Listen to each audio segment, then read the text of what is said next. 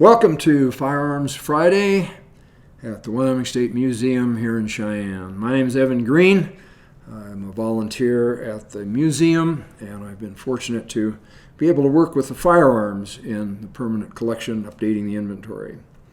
So what we have here today is a 30-40 Krag carbine. And this particular example has been rode hard and put away wet. But they tell a story. I'm not a big fan of pristine collector firearms right out of the box. I like the ones with a story, even if you don't know the story. This one's kind of interesting. It may be difficult to see, but you can see a brand inscribed here. And it's either a rocking 11 or an 11 quarter circle. I would say 11 quarter circle because if it were rocking, the two upright lines would probably rest on the bottom. Hence, rocking 11. I think it's probably 11 quarter circle. And in doing our research, I discovered that this brand was registered to a Cora Crowley of Big Trails, Bighorn County, in the 1912 issue of the Wyoming brand book. So was this her rifle? Is this what she used to take out coyotes that were bothering her cattle or her sheep? Never know. But it's interesting that it has that mark on it and says something about its history. So, 30-40 Krag. This was the first smokeless powder military rifle adopted by the United States Ordnance Department in 1892. And it was in service for about a decade until it was superseded by the Springfield rifle, originally called a 1903 and then a 1906. Originally a 1903 Springfield, I'm sorry. The cartridge was changed from a 1903 to a 1906 when they were dissatisfied with the performance, again, of a blunt-nosed heavy cartridge in a small bore rifle. So some unique things about the 30-40 Krag. Again, it was the first smokeless powder, small caliber rifle adopted by the United States military. And after its heyday in the military, a lot of them were surplused out and sold to civilians. We assume that's how this brand from Mrs. Crowley ended up on this particular rifle. Has some unique features.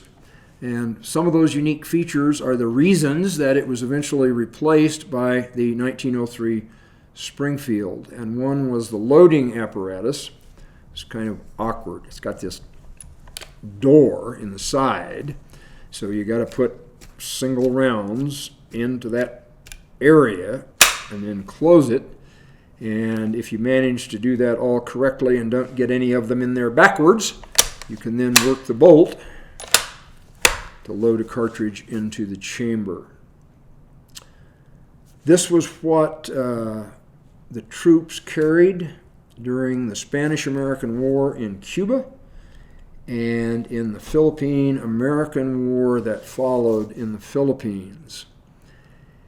And as I think I mentioned, if you've seen the video on the Springfield rifle, there was a lot of dissatisfaction with this particular rifle as a result of the experiences of American troops in that Spanish-American conflict, and particularly the part of it that took place in Cuba, because the Spanish army were armed with Mausers that shot a spire-pointed bullet at a higher velocity and loaded with a stripper clip. They could load 5 rounds at a time. So while I'm down here on my knees trying to figure out how to get cartridges into this orifice here on the side of the rifle, my Spanish opponent up on Kettle Hill is smoking me with 5 rounds out of his Mauser rifle.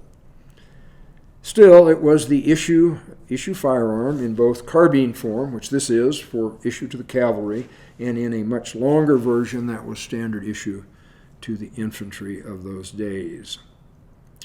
One of its features was it only has one locking lug on the bolt. So while it was usually a safe firearm to use, More advanced rifles had 2 or 3 or more locking lugs, so that if anything weird happened with the cartridge when you pulled the trigger, it would not blow that bolt back into your forehead. It does have a reputation of having one of the smoothest bolt actions of any American service rifle, and it is quite slick. Even this one, which is in pretty rough condition, I think it would probably be safe to fire.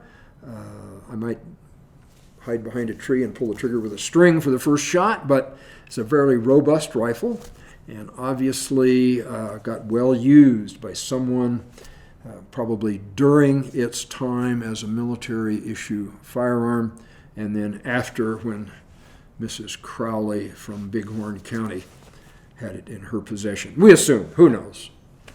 That might not even be her brand, but it did show up in the 1912 brand book as issued to her in those days, and that would have been about the time that these became available to civilian purchasers on the surplus market. So, 30-40 Krag, pretty decent rifle for its day, but was quickly outclassed by more efficient and more high-powered rifles capable of taking a spire-pointed bullet at a higher velocity.